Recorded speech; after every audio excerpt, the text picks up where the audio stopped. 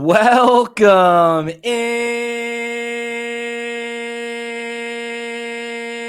to the Punt and Pass podcast. I'm your host, Drew Butler, joined alongside my co-host, Jake Fromm. Be sure to follow us on social media at Punt and Pass on X and Instagram. I'm at Drew Butler. He's at Fromm Jake. Puntandpass.com, the number one destination for all things college football. Rounding up all the action from week 3 of the college football season. It was certainly an interesting weekend across the country. Georgia escapes a nail-biter in their SEC road opener at Kentucky, 13-12. We will definitely be breaking all that down. They are no longer the number one team in the country. Texas overtakes the Dogs as the new number one in the AP poll. How about this, Jake? 6 out of the top 7 teams in the AP are from the SEC, and that's why you're dialed in right here to Punt and Pass, the number one college football podcast in the country, of course, focused primarily on the SEC, but we touch on all of the biggest games every single week. Great to see you, my man. How was your weekend? Hey, man, it was great. I tell you, we did lose a dang nail biter to the Tampa Bay Buccaneers, so could have been a little bit better. All in all, I did have a good weekend. Had father-in-law here in town, up here in Detroit, so got to sit here and watch the Georgia game with him. Stayed up late that night. That was late. You know, normally we can kind of start turning the page, halftime, third quarter. This one was a nail biter. Had to watch all 4 quarters. So, man, can't wait to talk about it. All 4 quarters came down to the wire. Georgia held without a touchdown until the 4th quarter. That would be the difference maker. Branson Robinson stuffs it in from 3 yards out. They escape again, 13-12. Listen, if you need to escape maybe out of the doghouse, I've got just the place for you. It's called Solomon Brothers Jewelers. That's right. This episode of Punt and Pass is presented to you by our great partners over at Solomon Brothers Jewelers, the number one jewelry store in the Atlanta area. Check them out on social media at Solomon Brothers on X and Instagram, SolomonBrothers.com. And if you are in the Atlanta area and you have any jewelry need, jewelries, diamonds, engagement rings, watches, whatever it may be, get on into a Solomon Brothers locations. There's 3 of them for you to choose from. Buckhead, 17th floor, Tower Place, the crown jewel. Everybody knows it. Absolutely amazing in-store experience. Got a full bar set up in there. Amazing selection and inventory as well. There's one in the North Metro suburbs, Alpharetta, just past the Avalon, right up here where I'm located, and a brand new store south of the city in Sharpsburg. If you go into a Solomon Brothers location and you tell them Punt and Pass sent you, you get 20% off your jewelry purchase in store. Again, we just got a huge win on the board. My soon-to-be brother-in-law, he just proposed. She said yes. He got the engagement ring from Solomon Brothers. It is absolutely stunning. Jaron and the crew are the best. Number one jewelry store in Atlanta. That's Solomon Brothers. Go check them out. 20% off your in-store jewelry purchase when you tell them Punt and Pass sent you. 3 locations: Buckhead, Alpharetta, Sharpsburg. Online, SolomonBrothers.com. All right, Jake, I thought it would be, and this is first down in our 3 and out segment, I thought it would be a butt whooping, but that's football. Kentucky looked hapless last week against South Carolina. They got ran out of their own building. They were a double-digit favorite. They lost by 25 points. The offensive line, they didn't even look like they were on the field. Brock Vandegrift was running for his life. Kentucky had no answers on defense for South Carolina either. They turn around. They welcome in the number one team in the nation on a gigantic regular season win streak. Number one team for a reason. And, dude, they had the Dogs up against the ropes. As we just said, Branson Robinson's 3-yard touchdown run proved to be the difference maker. Look, a win is a win is a win. And where do you think we should go from here? What went wrong? Is Georgia vulnerable? Are these issues that are going to continue to creep up throughout the season? Or are you just happy with the road SEC win, as Kirby Smart made it very clear after the game? Yeah, I think you got to start with Kentucky here. The week prior played absolutely horrendous. Come into this game with absolutely nothing to lose. It looked like they were playing free, like carefree football. Hey, let's just go out and let's just go beat up the bully. And they did. They beat up the bully, the Georgia Bulldogs, in the trenches. Yeah. They just ran the ball up and down on them, were more physical on offense and defense. And it just seemed like they controlled the flow of the game the entire portion of the game. So normally that's not a battle. We're not used to seeing that come from a Kirby Smart coach football team, of losing that battle in the trenches. But they did here. Brock played well enough. There were some things that he could have done better, but he did a good job of using his legs in certain situations of being able to get first downs and extend the chains. I just offensively for Georgia came out flat. Carson didn't have his A game. Run game looked absolutely abysmal. I don't know. I don't know. All I can do is kind of go back to last year. First road SEC game, playing in Jordan-Hare Stadium, playing Auburn last year in a game they should have lost. Can make the same argument, the same case here for this game. Arguably should have lost this game and went on to do great things from there. Obviously, missing out there at the end, but I think they're going to respond well. That's just what Kirby does. He does a great job at that. I thought they would have responded sooner, going in at halftime and coming out. But they didn't. Usually do. Yeah, they usually do. They usually do. But I think we got to have better play from our quarterback. I think Carson can definitely play better. There were things that he missed, but we got to get the run game figured out, and we got to be able to protect him as well. So, a few thoughts there, and also one more note here in this game. Heard a little birdie tell me that the band wasn't there. Don't know if this is, I don't have 100% confirmation on this, but the band wasn't there. It's the first time in a while. The band hasn't traveled for a game. Yeah, heard that too. What's up with that? And I don't know if that's going to continue for the rest of the season or not. We got to dig into that and find out. I think it's something to kind of check out. Now, I'm not blaming a tight post game on the band, but it's weird. It's different. Something else to note. Something went wrong, and we got to point the finger somewhere. So we know that was different. Yeah. But like Kirby's talking about, it's good to get a win and move on. But I think the measure of a good football team is how can you improve and get better after bad wins, right? Yes. We don't want to take losses, especially not in college football. That is just bad. But can a team respond with a bad win and move on and really get better and improve the next week? When I was with the Arizona Cardinals, our head coach, Bruce Arians, 2-time NFL Coach of the Year, a guy that I still am lucky enough to be in contact with. He's got a house out at Lake Oconee at Reynolds, loves to play golf. He coached under Bear Bryant at Alabama as well. And one thing that he always used to tell us, Jake, and he said it came from Bear Bryant himself, is that Coach Bryant would tell his team, you can learn a lot from losing. You can learn even more from almost losing.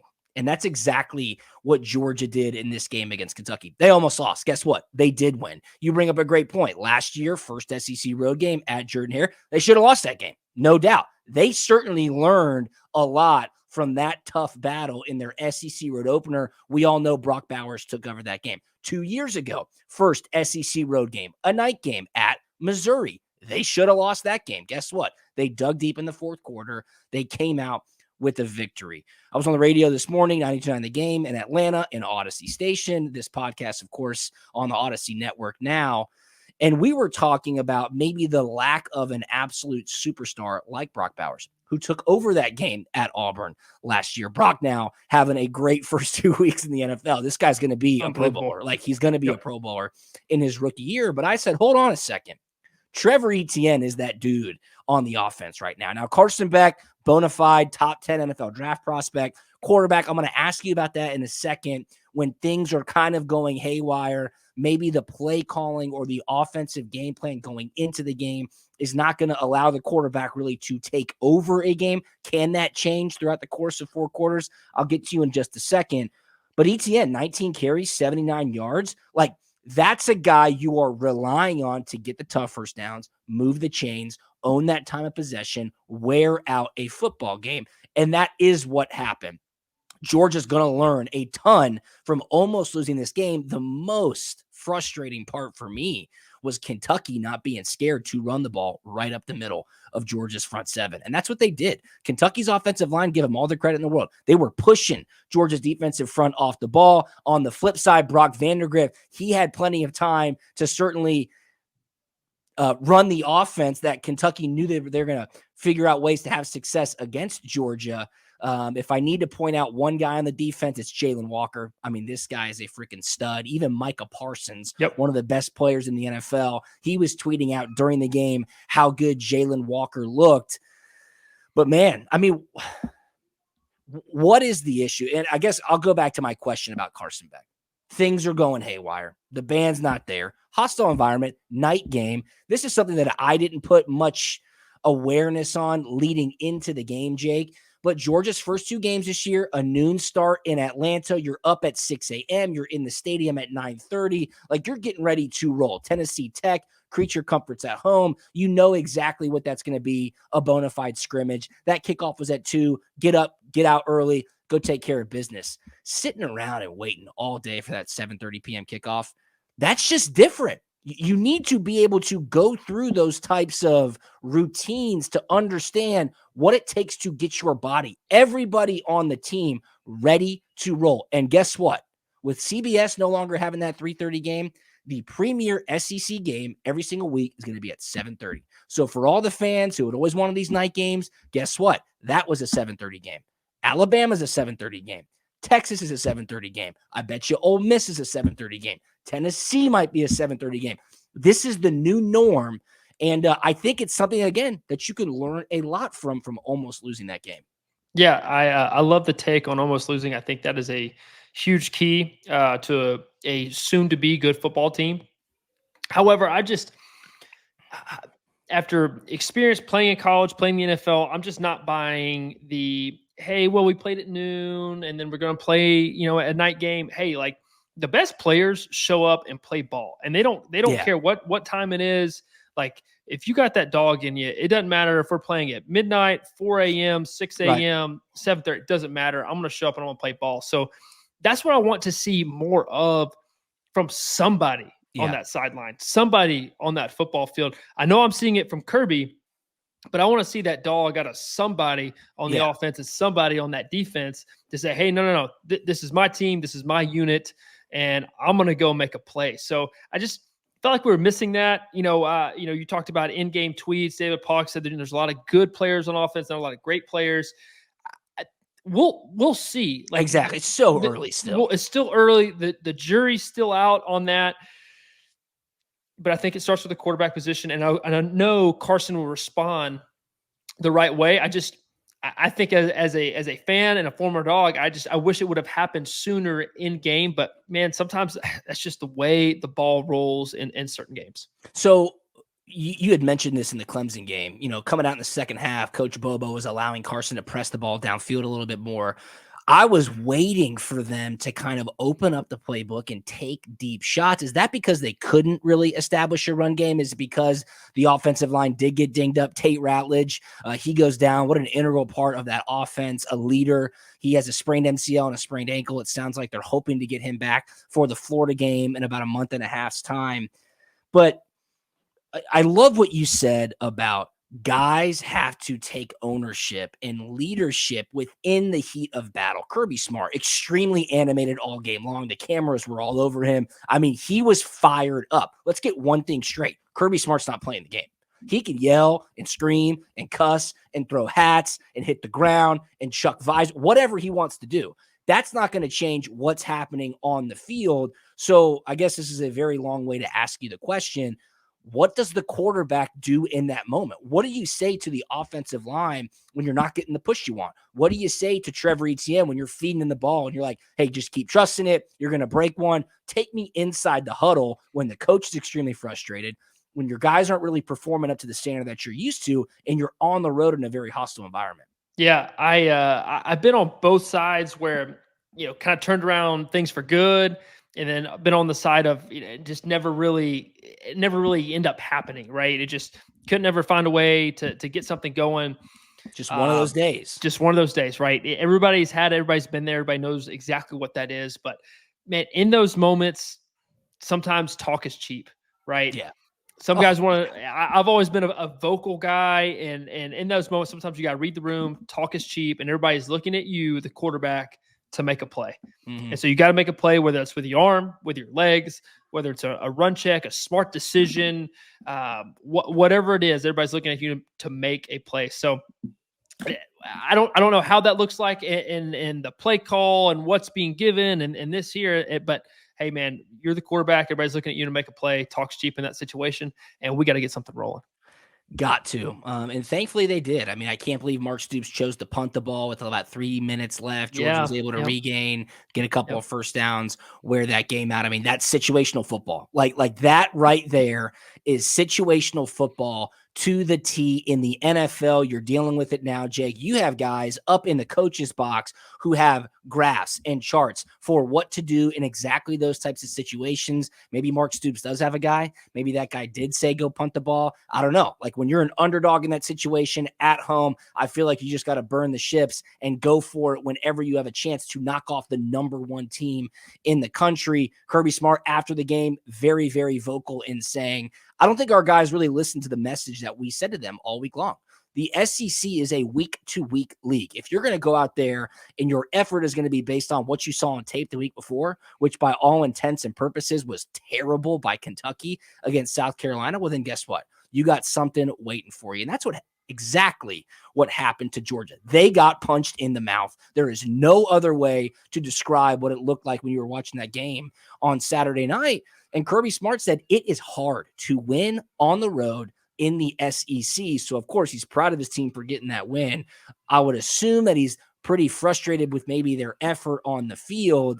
I do want to say he gave a ton of credit to Brock Vandagriff and Jamon Dumas Johnson after the game. He said we would not have won back-to-back national championships without those two. Proud of the young men that they've become. Happy that they're finding really integral roles on the offense and defensive side of the football for Kentucky. So what a game, man. Again, a big win. Now it's a bye week, and now you got to go to Tuscaloosa. I'm sure College Game Day will be there. It's a 7:30 p.m. kickoff inside Bryant-Denny Stadium, and I just saw news that Donald Trump will be in attendance at that game as well. No way. Yes, so if you want a big-time atmosphere and you want to go out there and maybe not be ready to play, Kalen DeBoer and that Alabama offense with Jalen Milroe, you give them a fast start, good luck because it could get ugly in a hurry.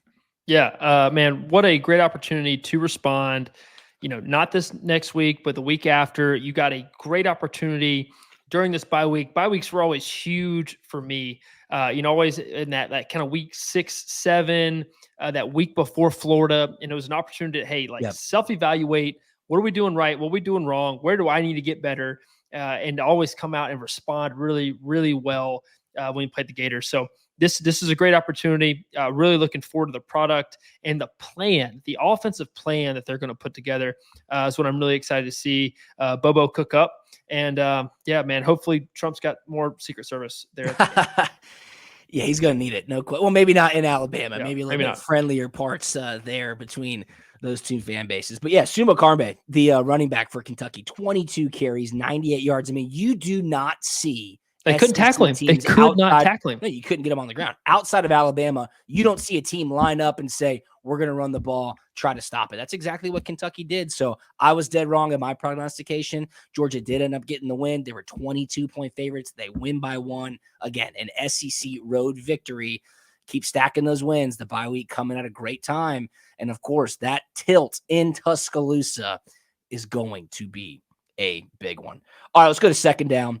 News breaking yesterday. Texas now the number 1 ranked team in the country. Yeah, they've had a great start to the season. Arguably one of the best wins so far through 2024, going up to Ann Arbor and whooping up on the defending national champion Michigan Wolverines. As I mentioned, 6 of the top 7 teams, Jake, in the AP poll are from the SEC. And let me just give a shout out to one team in particular, the Tennessee Volunteers.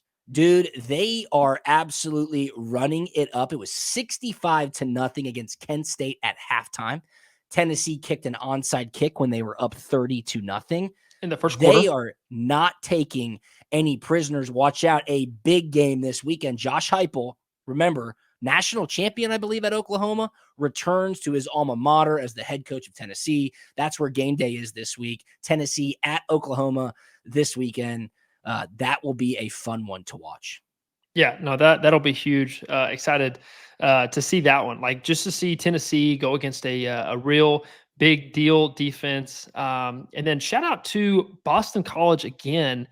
Like they might be a team who lost. They lost a tight one to Missouri at Missouri. They might have lost and then move up in in the AP standings. So they're a very well coached football team, Coach Bill O'Brien, and they're giving people fits. Missouri's sneaky in there. Obviously, we know Texas. I'm excited to see this new Texas team, and it's finally Arch Manning's time.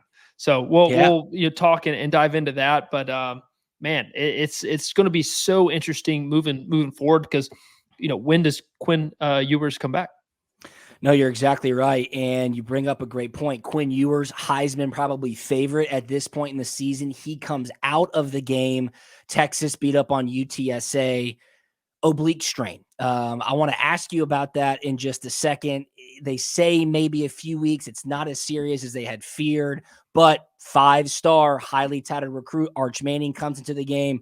He has an unbelievable 3.5 quarters or whatever it was, and it was highlighted by a 67-yard touchdown run. Jake, you and Arch kind of cut from the same cloth. I don't want to say you're not an athlete. Maybe you weren't the most mobile quarterback of all time. I mean, I don't think I'm breaking any news with that. But Arch Manning, he turns around and has a 67-yard touchdown run. Check this out. Watching beside himself on that Auburn sideline. First down, and it's Fromm on the keeper. Broke one tackle. Jake Fromm all the way to the 22-yard line. Oh, check the wheels out on Fromm there. I thought we were teeing up the Arch Manning 67-yard run, but I believe that was your career long at Georgia. A little design QB run, 17-yarder, first down in the SEC championship game against Auburn. So you do have wheels. I'm sorry. Hey, sometimes the opportunity presents itself. I'm just saving up what I got, for that one day up here in the league, and I can hit, my 21 miles per hour on a good 85 touchdown run. So, I'm just saving that club.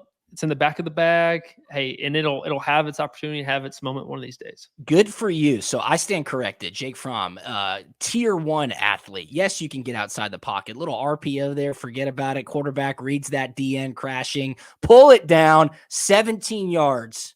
And that was a first down, brought to you by Jake Fromm. Let's get to the Arch Manning run. If you're watching on YouTube, you can check it out. This is pretty impressive. Peyton Manning, he was asked about it, and he said, yeah, I think the speed gene skipped a generation, because this was a very good athletic play by Arch Manning. So you see it here, Jake. You should be able to talk over it. He keeps it. Look at that move. Little dead leg, and he's off to the races.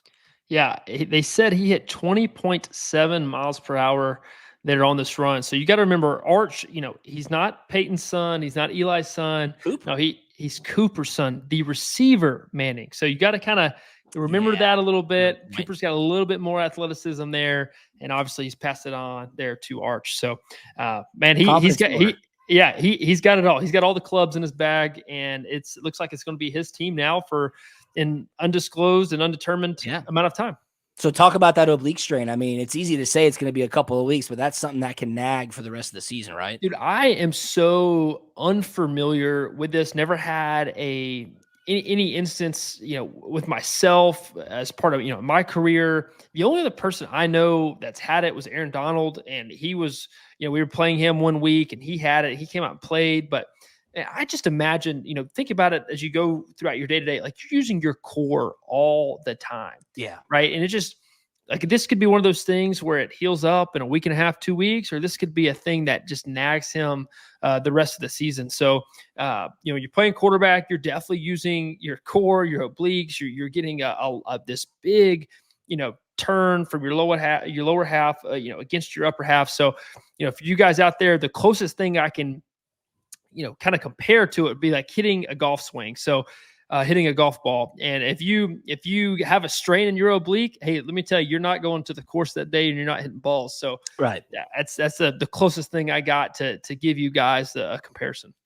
Yeah, I mean, it's just going to be tough, and obviously we'll continue to monitor that. Steve Sarkisian, after the game, like, he was worried about Quinn Ewers. You could hear in his voice, he was like, we do not need to lose our starting quarterback, who by any measure is a Heisman favorite at the moment. So AP top 25 after week 3, number 1 Texas, number 2 Georgia, 3 Ohio State, 4 Alabama, 5 Ole Miss, 6 Tennessee, 7 Mizzou. Giddy up. That's crazy. It's going to be quite a gauntlet in the SEC, of course. As we mentioned, Alabama and Georgia, 2 top 5 teams, 2 top 4 teams. They are facing off after both have a bye week this week. All right, let's go to third down here. It keeps getting worse down in the swamp. Not a good start to the season for the Florida Gators. Obviously, everybody knew how tough their schedule was heading into the 2024 season. They get boat raced by Miami in the season opener. Again, at home, they get a good win against Samford, I guess, to kind of boost the confidence. And they turn around, welcome in Texas A&M, the Aggies. Dealt with the weather delay. We're going to play 2 quarterbacks in Graham Mertz and DJ Lagway. And Jake, it didn't matter. They lose 33-20. And after the game, very pointed questions for Billy Napier. A lot of chatter on social media as well. Is the end near? What's the buyout look like? The media was having a feeding frenzy. Some of these questions were really tough. Again, after 2 losses in the first 3 weeks, here's Billy Napier. Have there been any discussions or you've been told anything about your future? No, none. Do you feel like there's still a path to earn a 4th season if the team can get it together and Yeah, 100%. get on a roll? 100%. Were you given any assurances like when you got here, because it's a 7-year deal, and you've talked a lot about the process, the rebuild, the challenges of it, that you were going to be given X amount of time to do this? Yeah, I mean, these are all hypothetical scenarios. I mean, I think for me, I'm going to try to model what I would expect from our players, okay? And some of those things I just talked about, I think that's the whole key, is that as a staff and throughout the organization, we have to do our part to model what we would expect from the players and want from the players. And that, for me, is total focus on the next opportunity to improve. I mean, that's just that's tough questioning. Do you deserve a 4th season? Have you had any conversations? Essentially saying, are you going to make it through the rest of the 2024 schedule? This from On3. Napier's contract runs through January 31st, 2029. If Florida decides to buy out his contract and fire him right now, the school would owe Napier roughly $25.67 million. The number is 85% of the total remaining compensation on his contract. Florida boosters have gathered the dollars to fund the buyout, according to ESPN. So if you have any questions as to what is the best job in America, it is a college football coach who gets fired, because you get compensated heavily to go away. In this day and age of college football, Jake, it seems like the money tree continues to get shaken down. I guess my biggest question would be, where does Florida go? Like, what do you do in this situation? Transfer portal, NIL, recruiting. Do you make the argument that keeping Napier hurts Florida more than it does to just cut ties and try to piece this thing together through the rest of the season? Yeah, I mean, that is just such a tough question, because there's a disconnect somewhere, and I don't know where it is. I'm a fan of Napier. Been around him, being recruited by him. Obviously the talent I believe is there.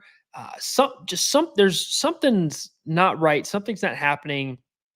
And I don't know if it's just play and execution by players, from the coaching staff to the players, but something's off, something's not right, and ultimately it falls on him as the head coach. And so I don't know what they're going to do. They even tried playing both quarterbacks to just see if something would get going. Tough teams too, like Miami and A&M. Yeah, I mean, these are good. A little bit better than that. Miami looks good, but it's only getting tougher. I think that's what Florida fans, Florida boosters are realizing. Bad can get worse very quick in the situation, and where does the irreparable damage really fall in line? Yeah, so I mean, you're gonna fire him next week after he loses, and then you're gonna have an interim, but you don't want to put your interim coach in there who you really like if he's on staff because of the schedule and how tough it is, because you don't want him to have a bad go as a first-time head coach, coaching at Florida, if you think he could be the guy. So, I mean, there's just no good situation really to come unless they win out from here and I don't know, right off into the sunset. So lot of hypotheticals, a lot of stuff going on. My question is why are these universities signing these 7-8 year contracts with these head coaches when you know the volatility of the sport? It's powerful agents, shout out Jimmy Sexton. He says, you're not getting my client unless here's what the years are. Here's what the compensation is.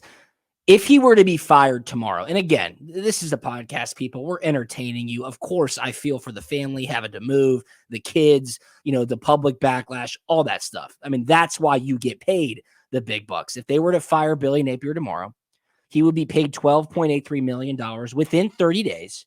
And then he would receive $3.2 million every July 15th over the next 4 years. So, like, silver lining, yeah, it's a pretty thick silver lining, no question, if he does get terminated. Obviously, this experiment doesn't seem to be working. The number one question that Florida's administration and the boosters are thinking about right now is where to go next. I just typed in next Florida head football coach, and here is some names, a list of names that are out there. Number one is Lane Kiffin. Would Lane Kiffin leave Ole Miss? I don't know. What kind of money could you throw at Lane Kiffin? Getting him into Gainesville as kind of like Steve Spurrier 2.0 should probably worry the SEC. That would be the biggest target out there. Right behind him, Eli Drinkwitz. I don't know if he'd leave Mizzou. Of course, money trumps everything in these situations, but his name's on the list. Jedd Fisch, who's now at Washington. Jedd Fisch kind of revitalized Arizona. Other names, Alex Golish from South Florida. He was part of that Josh Heupel coaching tree. Lance Leipold out of Kansas. He has created Kansas football, what was the worst program in the country. And then some other ones like Andy Kotelnicki, Penn State's offensive coordinator, Jamie Caldwell at Liberty. So who knows? That's the biggest question. Where do you go? It's a big decision to be made in Gainesville. Yeah, I have no idea. Would Lane Kiffin leave? I don't know.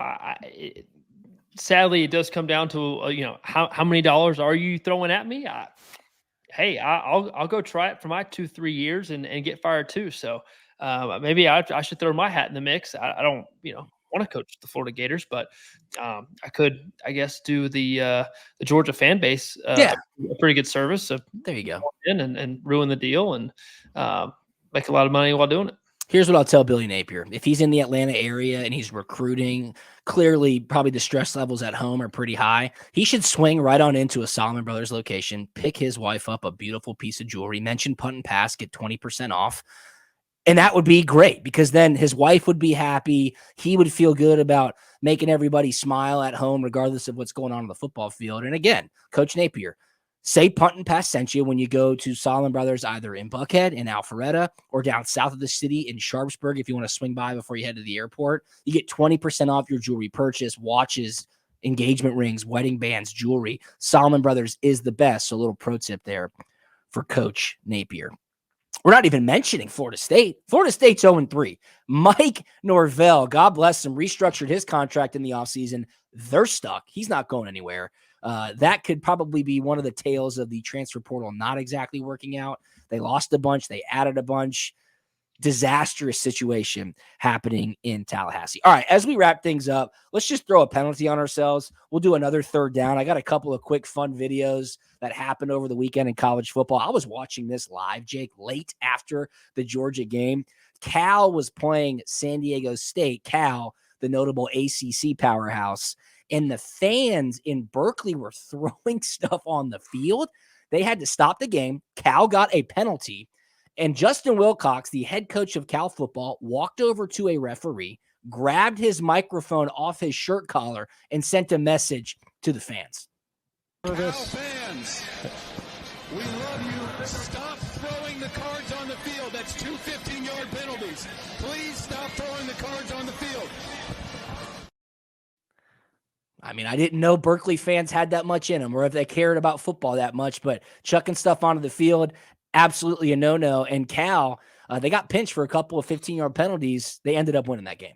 Yeah, I mean, absolutely crazy. Didn't know they had it in them either to do that. And it's crazy that they penalize the home team like they have any control over that whatsoever. But, trying to do the best he could, the head coach, and talking to the fans and saying, hey, let's not do this anymore. You're hurting us. We want to win this football game. So, fans, let's not do that anytime soon. That quarterback for Cal, Mendoza, he's pretty good. I mean, I watched him. He's like your prototypical kind of NFL type quarterback, 6'5", long frame. He can deliver the ball. Cal beat San Diego State 31-10. People listening to Punt and Pass are asking themselves, why the hell are you talking about Cal football on this podcast? We're just delivering the news, people. I want to entertain you. I thought that Justin Wilcox video was certainly pretty funny.